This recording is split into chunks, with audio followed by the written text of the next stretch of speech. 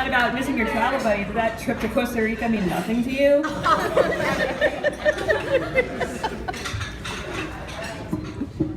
So, hi everybody, my name is Amanda. I am part of the Como duo.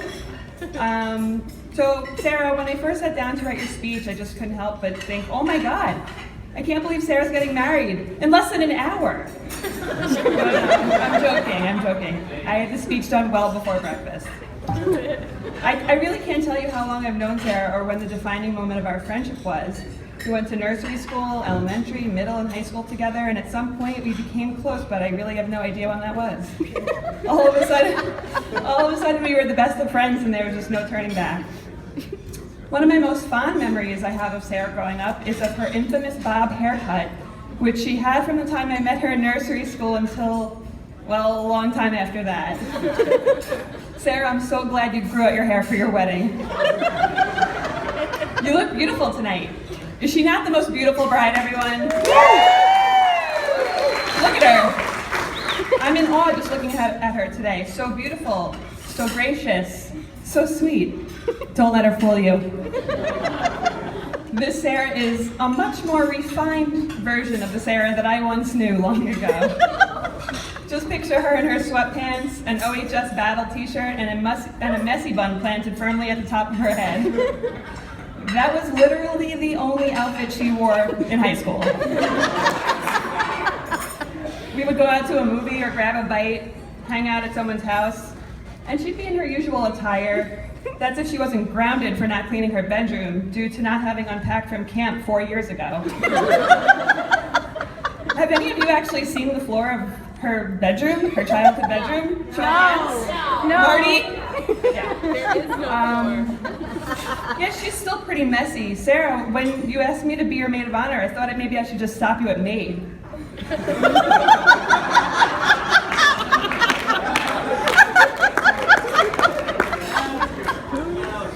I'm pretty sure there are a few dead bodies buried in her room. I thought maybe she could have been one of them because she just kind of stopped going to class. I was like, where is she? And somehow she still made it in the superlative section in our yearbook for most senioritis. But grounded or not, she always made her way out to see her friends. And what a wonderful friend she is. Sarah would take the shirt off her back for you. I mean, she literally does. She packed an entire wardrobe for me to wear at her own bachelorette party. She goes completely above and beyond for her friends and family, more so than anybody ever would for another person. For that, I am forever grateful. It isn't always rainbows and sunshine, though. It is really tough to be Sarah's best friend. She has the perfect hair, the perfect curls, with the perfect color that not even the most horrific weather pattern could penetrate. To be honest, it's actually kind of annoying. She can whip up a magnificent and decadent cake or meal in minutes with just scraps in the refrigerator. She can create an empire out of hangers and wire. Sarah, thank you for being my personal DIY YouTube video. Without you, I'm not sure I'd really know how to do anything. And thank you for doing everyone's hair and makeup at your own wedding. We all really appreciate it. Let me be serious for a moment and tell you how much our friendship means to me. We went from nursery school acquaintances to high school buddies, and to now what we like to call forever friendship. And looking back now, I don't know how I could have ever survived without you by my side, silently judging everyone else. Now let's get to the groom. Let's hear it for Chris.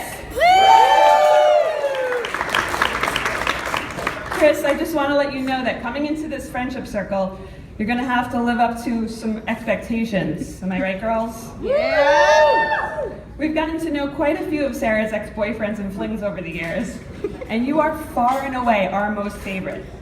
Luckily for you, they've all set the bar pretty low.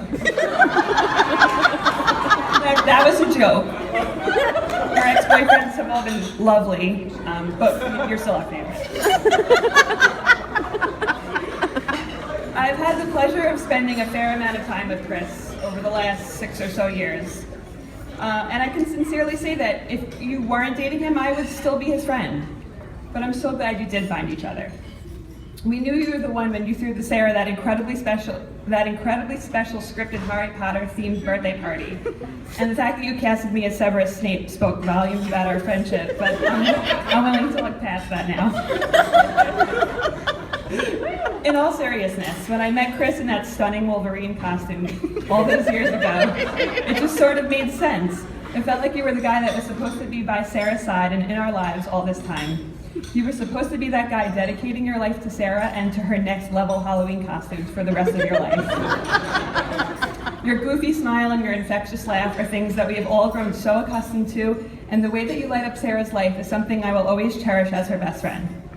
As a best friend to another, your hope is that they find someone incredibly special to spend their life with, and that will love and protect them. But never did I think that beyond that I would also gain another best friend in my life.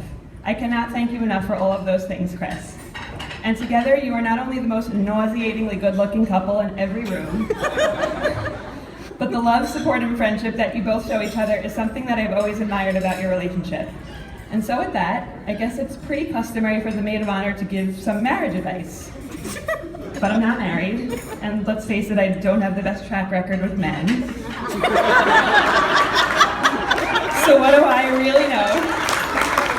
Killing it. But what I do know is that the two of you deserve to be deliriously happy, and I know that you will be for the rest of your lives. So let's all raise our glasses to the beautiful newlyweds. Woo!